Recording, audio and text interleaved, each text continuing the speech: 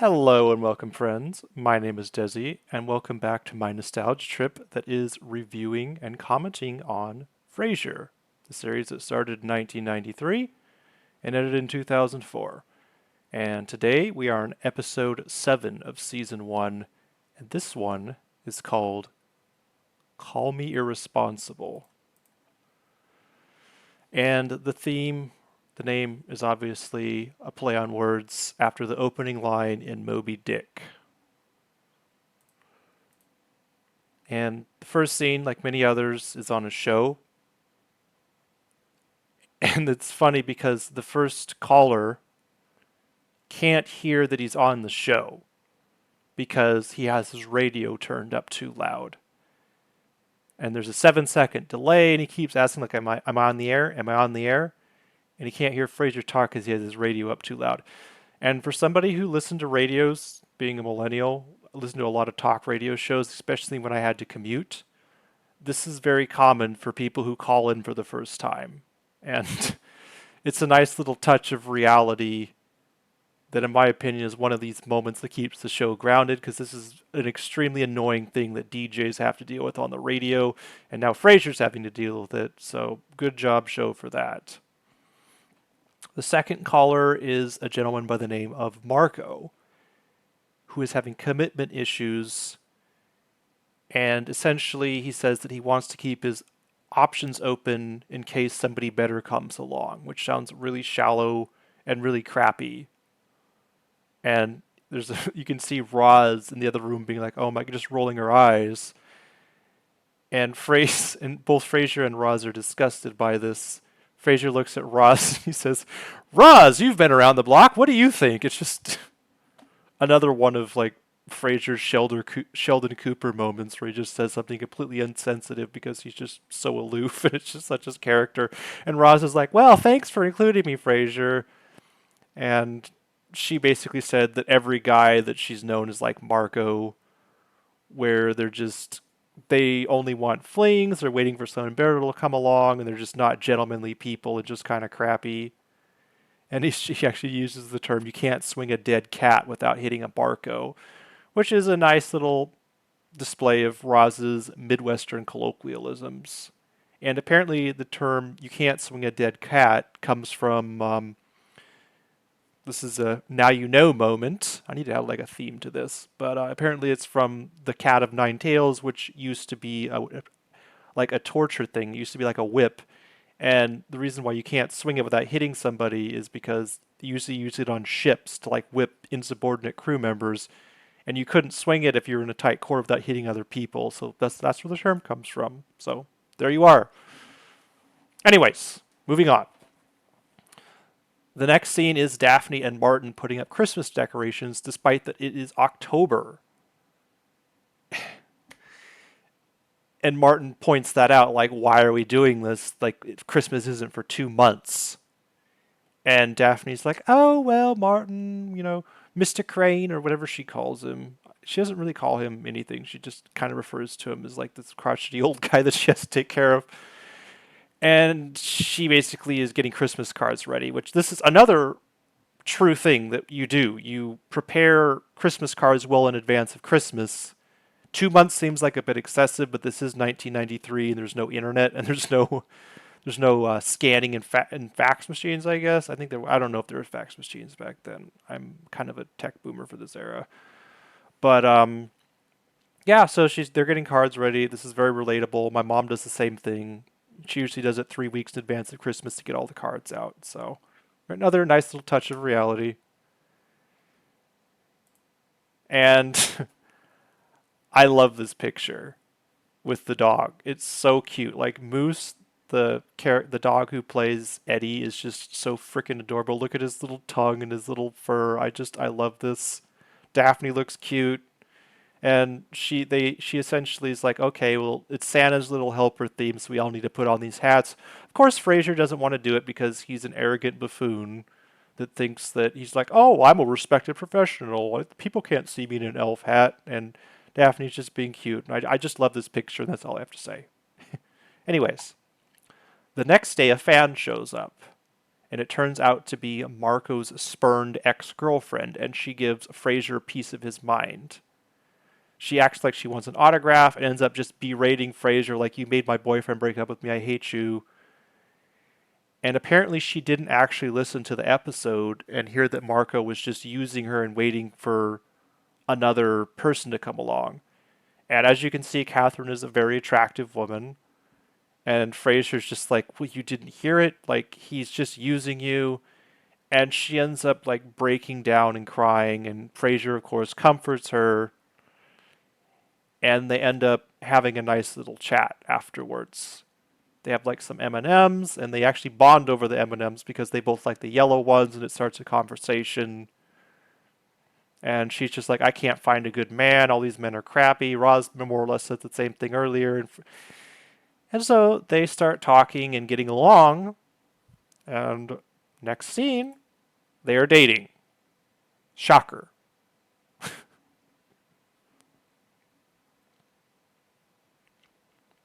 have to scroll down for my notes, sorry. They're both at the coffee shop.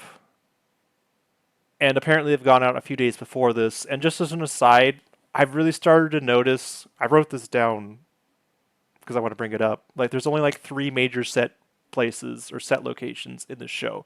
It's either Frasier's apartment, the coffee shop, or the studio. And I'm wondering if that's going to change as the show goes on. So that's just another little aside. Thank you for bearing with me for that. Frasier wants to take her out again for dinner, but she wants to stay in, and he agrees to cook for her. And I just thought that was like, good job, bravo, Frasier, for being a good cook and like cooking for somebody. Like, that's how you do it with a partner. Like, you don't just Netflix and chill. You cook dinner, you have wine, you have a good old time, and you learn to be a cook. Cooking is such an underrated skill. But again, it's another one of my asides. Thank you for coming to my TED Talk.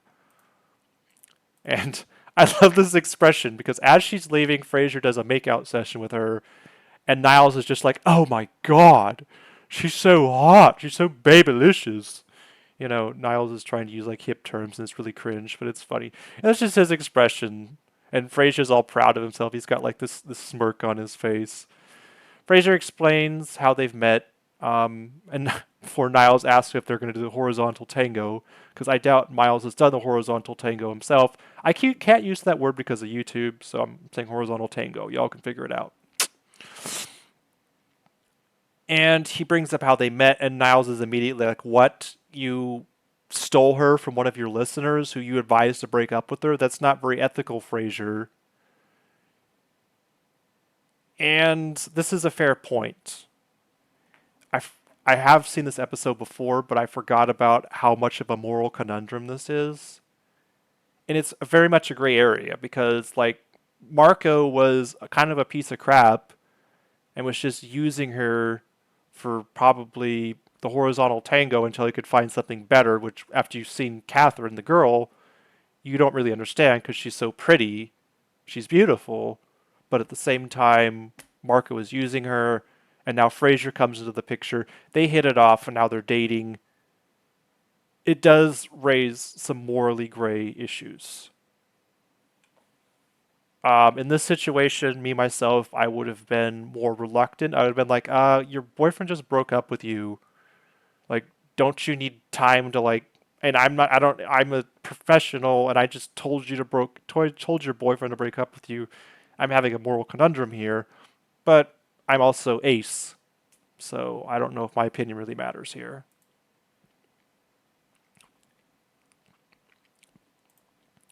And you have a very smug-looking Roz who just got off the phone with Marco when Frasier comes into work, or comes into the studio, and she's like, "Guess who I got on the line, Frasier? It's Marco." And Frasier's like, "Well, I don't want to talk to him." And Roz is like, "Well, you better talk to him." And he's like, "Oh, I'm not going to talk to him."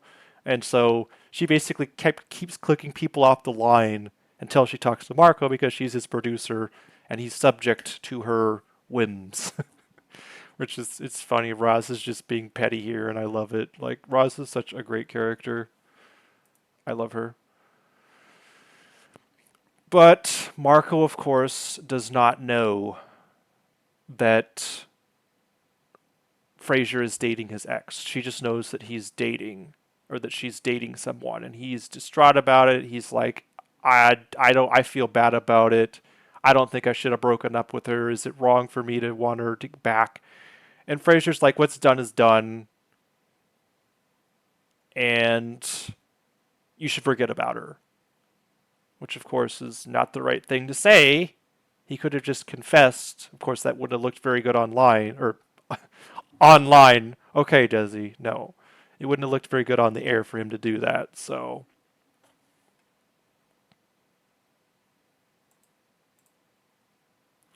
Niles picks Frasier up. Miles heard the whole thing on the radio and is disgusted with Frasier. And Miles warns him, hey, when you're in these moral conundrums, you tend to have, or when you have an ethics violation or ethics breach, tend to have a queasy stomach or fluttery stomach. And Niles himself has a bloody nose, or gets a bloody nose when he does morally gray things. And I think this becomes a theme later on, if I'm not mistaken. But Frasier's just like being really petty about it because he's horny, and he's just like, oh well, you know what? It doesn't matter. I'm finally getting what I want. She's so beautiful and amazing. I feel tingly. I have all these good emotions going on, and everything's telling me this feels right. And the next scene, this picture. So Frasier and Catherine are having dinner, and they finish. Frasier makes a beautiful dinner for her. They have wine. It's super romantic. And Catherine is in the mood. She's just like, hey, have you ever done the horizontal tango in the kitchen? And he's like, no. And they start like getting into it. And Frasier makes this this very weird noise. And they're on the floor or whatever. And he's starting to have stomach queasiness, which we all saw coming because they just mentioned it. Like the show is not very creative in terms of foreboding. And so he's just like, oh, well, maybe we should do it on the couch. And they go into the kitchen and they start going at it again, or the living room, sorry, and they start going at it again. And they fall on Martin's chair as they're making out. And the chair starts vibrating as they fall on this ugly chair. Like, there's so much crap that happens with Martin's chair. I just think that's hilarious. Like, that chair is such, like, a focal piece of this series. Like, Martin's chair deserves its own freaking award with all the crap that happens on and around it. But yeah, the chair starts vibrating, and I got this this caption, or this freeze frame of Kelsey Grammer with a smirk, and Amanda Donahue, who plays Catherine, also smiling. And I think the chair wasn't supposed to vibrate when they landed on it. I think it was a mistake that they just went with it as show because it was freaking hilarious when it happened. I think they just kept it in. But this is the first time that I've actually like laughed aloud where like the neighbors could hear me, because this was go and watch it. It's so funny. One of the best, funniest parts so far. But anyways, they go onto the couch. They're getting into it. Various stages of undress. And Frasier has another stomach episode. And we go this picture, Kelsey Grammer. He's a bear. He's what the queer community would call a bear, for sure. He's so hairy and he looks so like pathetic in this picture. But anyways, besides the point, disheveled and bare-chested Frasier, I'm saying verbatim what I wrote, walks to get some fresh air and is raining outside, which, good job, show, because this is in October, as mentioned before, and in Seattle, it rains in October. They get a lot of rain, so the stereotype of it raining in Seattle is actually correct here for once. Good job. Anyways, all that aside, he tells Catherine that he's having a crisis of conscience, that he's not capable of following through with the act because he knows it's ethically dubious, and he doesn't feel good about it, and he breaks up with her. And she's basically like, oh, we're going to have such amazing horizontal, what did I say? Horizontal tango, whatever the PC word I use for the S word is. And he breaks up, And she's like, well, at least you won't be alone tonight. You have your ethics, and like slams the door and walks out. And that's how the episode ends. You have sad Frasier, sad boy Frasier, who is comforted by Eddie later on. And just for my final thoughts, this is like end credits, and I just love this picture with Kelsey Grammer holding Moose the dog. It's so cute. Moose is so freaking adorable, or Eddie, and I love his little antlers. They're so cute. But anyways, special guest for the show was Amanda Donahue, who is Catherine. She's a very popular British actress who has a large collection of movies and films, even actual what's it called when they go up on stage, like those site, like what Alan Rickman did. I'm drawing a blank, but she's a very well renowned actress who is still doing stuff to this day. So check her out if you want to learn more. She's the special guest. I think she shows up one time, but she's most famous for films including Liar Liar, which she was a supporting actress, and the TV show L.A. Law, which she won a Golden Globe for. So renowned actress, glad to see her. And as for my final thoughts, I think this is a contender for my favorite episode thus far. We are presented with a lot of real world situations. This feels grounded in reality. One of my biggest pet peeves about sitcoms is how they use so much hyperbole. Like Seinfeld is like notorious for doing that, which ran roughly at the same time of just being so over the top. You're like, okay, this is BS, but it's funny. Whereas Frasier has a lot of serious moments and a lot of moments that make you think. And I'm going to pose for the first time a question to my viewers is what would you have done in Frasier's situation if you were dating somebody in a similar situation where you're a professional, told them to break up with their partner miraculously shows up on your doorstep and you're very attracted to them and you start dating or you don't start dating? Because I don't think it's an easy answer, so I'll leave you with that. Anyways, this one ran on a little bit longer than I normally do, but I had a lot to talk about, and this was a really good episode. So thank you all for watching and listening, and I'll see you in the next one. Peace.